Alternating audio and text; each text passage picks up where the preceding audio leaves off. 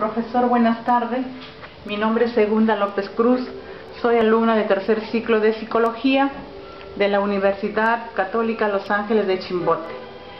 En estos momentos tengo la maqueta del cerebro que, según el mapa de Brodmann, está dividido en lóbulos y áreas. Aquí vamos a ver los 4 lóbulos: lóbulo frontal, en la parte posterior, occipital y temporal, parietal. Y las áreas se encuentran divididas. Aquí tenemos 1, 2 y 3. Área sensitiva o de la sensibilidad general, ¿no?, que se localiza en el lóbulo parietal. Se encarga de recibir las funciones articulares.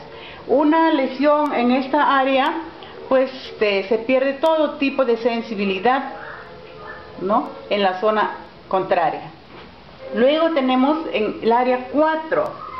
Esta área es área motora voluntaria, se localiza en el giro frontal. Se encarga de controlar la motricidad voluntaria del lado contrario del cuerpo. Su función es programación de los movimientos en todo el organismo. ¿Qué pasa si hay un daño en esta zona, en esta área? Se produce flacidez, reflejos tendinosos, signos de Babinski, o también si hay un daño acá severo, pues se produce una parálisis, una epilepsia en la persona en diferentes edades o etapas de vida de la persona. Luego tenemos el área 5 y 7. Estas áreas psicosonestésica, que está ubicada en el lóbulo parietal, ¿no? Esta área, su función es de los movimientos voluntarios. Una lesión producida en esta zona, en estas áreas, pues se presenta una incapacidad de dirigir los movimientos voluntarios en la persona. Luego tenemos el área 22, 39 y 40, en esta zona. Área sensitiva. Esta área produce la información y comprensión de palabras. ¿Qué pasa si hay un daño? Entonces se manifiestan, ¿no?, problemas en manifestación de la textura de la piel, y también pues habría una inadecuada percepción en la persona. Luego tenemos el área 17, que se encuentra en la zona occipital. En esta área, por ejemplo, denominada área visual primaria, que se encarga de información de ambos ojos, la información de ambos ojos. ¿Qué pasaría si aquí se produce un daño? Entonces la persona presentaría un daño o una ceguera total, ¿no?, en ella. Luego tenemos el área 18 y 19. Aquí en estas áreas son conocidas como área psicovisual, ¿no?, que analiza aspectos más complejos de la información. También, digamos, ¿qué pasa si se produce un daño en dicha zona? Pues se produce la incapacidad de reconocer a los objetos o a las personas. Luego tenemos el área 21 y 22. En esta área analiza aspectos más complejos de la información, ¿no?, que produce, por ejemplo, si hay un daño, la incapacidad de reconocer. Luego tenemos el área 41 y 42, ¿no?, que queda más o menos por esta zona. Aquí, por ejemplo, esto se localiza los transversales, que produce sensaciones auditivas. ¿Qué produce o qué pasaría si hay una lesión en esta área? Entonces, la dificultad en la audición. Luego tenemos la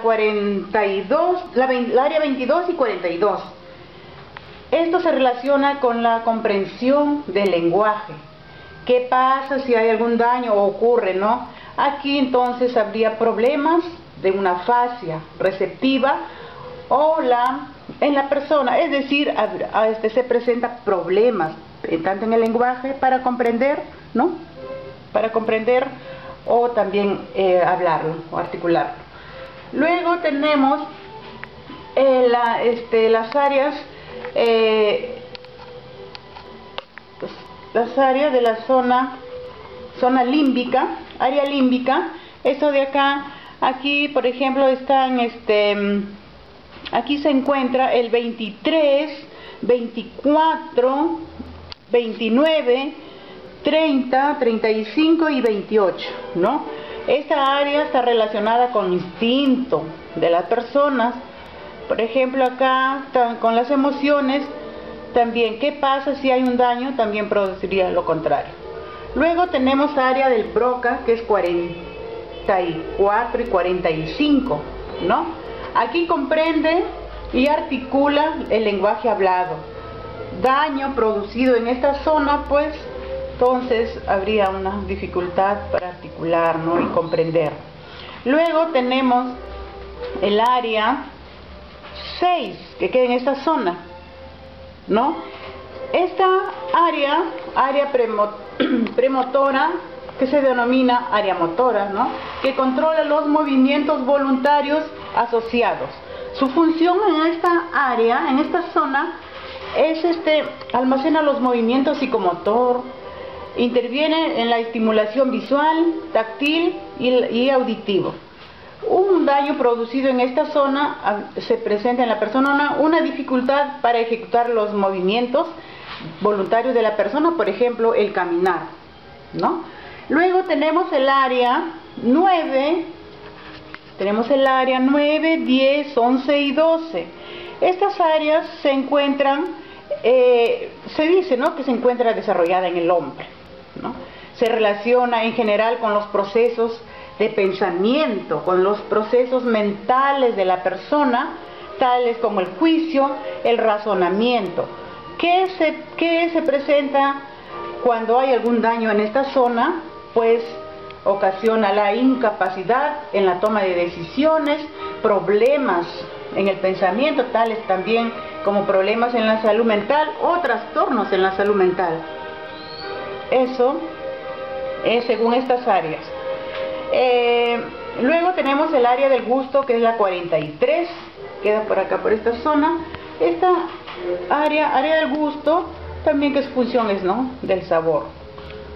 Bueno, después de ver todas estas áreas, decir, ¿no?, que nosotros debemos investigar más para saber qué problemas nos afectan, ¿no?, cuando ocurre en cualquiera de estas áreas de este cerebro humano, que afecta a la persona, que muchas veces son irreversibles en el daño, ¿no? Tanto en las etapas de vida, desde niños, etapa de vida, como decir, niños, hasta la etapa del adulto mayor. Esto es todo por hoy. Muchas gracias, profesor.